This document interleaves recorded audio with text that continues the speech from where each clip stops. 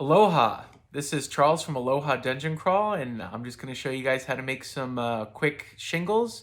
So enjoy, and I hope it helps somebody out there, and if it does, leave a like and hit that subscribe button. So hello again, here we go. So I'm starting with using some scrap pieces of foam, XPS foam, the pink insulation foam. You can get it at Home Depot or Lowe's. Lowe's is usually kind of bluish, but whatever, use whatever foam you want. That's all the name of the game.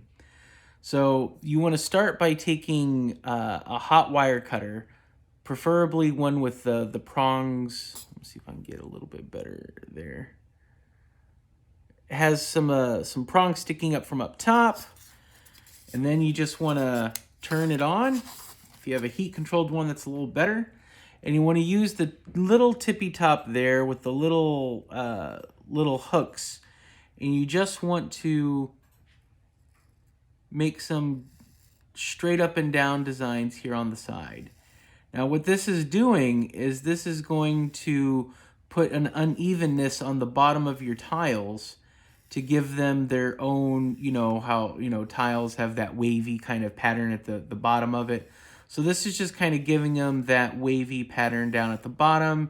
Doesn't have to be perfect. I'm sure there's a lot of people that are a lot less OCD than I am, but you just want to make it look good. Just go all the way down, all the way down. And you want to make it uneven. Try, let it sit here and there a while longer, because that just helps break it up and gives you an uneven pattern, which is going to be really fun and interesting when you get going on the little bottom part there. Okay. Just kind of go through. And that's an uneven pattern that you want to have. Make it look pretty cool and good. It's going to add a good ripple design when we move on to the next part. And now with this uneven piece of foam, I have the bottom part done, making it look good and uneven. This part here, again, was a scrap part. It was a scrap piece of foam. It didn't go so well. Had the heat turned down too low when I was making a cut, so it kind of added a ripple effect, which is going to be not a problem. So then what you want to do is you want to take the long part of it, and you just want to lay it down. And this is making an uneven pattern across the top.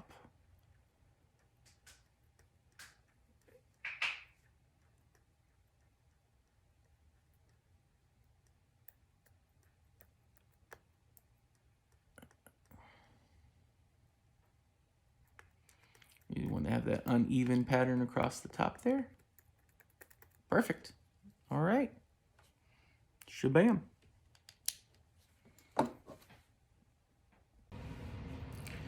So you have the patterns on the top, and this part right here is just going to be for the bottom. This is giving you that uneven pattern.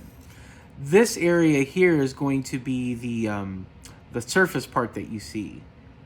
So this is kind of the most important part. You just bring this down, and it's going to give you what the front of the tile is going to look like, what the front of the shingles are going to look like. And it doesn't have to, you can do it kind of any way you want. The more randomized, the better, to give it more of that just uneven tile look. From across the room, no one's going to notice how bad you mess up. From up close, most people aren't going to notice unless they also build terrain. But that's one thing, is up close, your players, they're just going to be grateful that you got something on the table. All right. So you have that set up like so, to where this is going to be the front part of the tile. This is going to be the bottom part of the tile. We're going to turn the Proxon back on. Again, got it set to where it's going to make a fairly small long cuts on it. So for the tile, because you want the tiles to be thin, because you want to be able to stack them up. If they're too thick, it's going to be heavy and look awkward on the ceiling. You got that like so. And when you finally are finished and you can stack them up, they're going to have kind of a design look like that. And of course, what we're going to do is we're going to cut them. And then I will show you that. I'm going to make some more of these guys, and then we'll get to that part. All right, cool. Let's keep going.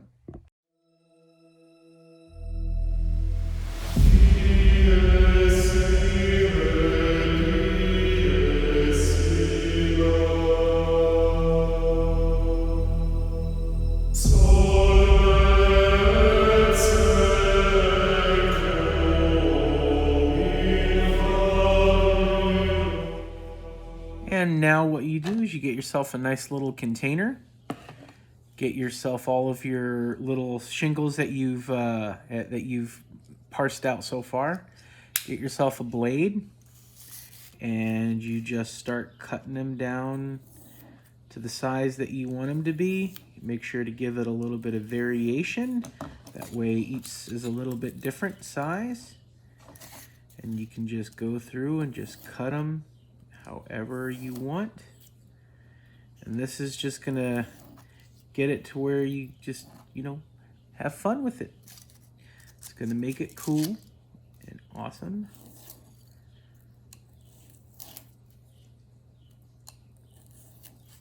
And they can be a little janky. See, I just cut that one and it broke a little bit. It was a thin piece and the heat made it a little brittle. But when you set them up, that's gonna make it a little bit more interesting. So what you want to do now is you want to get your shingles out and get yourself a good blade to start cutting them up. And these are obviously going to be bigger than normal sized shingles that you'd be using for a roof. But again, you want your stuff to stand out on the table. You want to be able to see from far away. And honestly, scale, unless you're trying for ultra realism, doesn't matter. Majority of people will never even notice. So you just go through, make sure to cut at various sizes just to add a little bit of, diversity to it. Never go anything too big, but you want them to look good.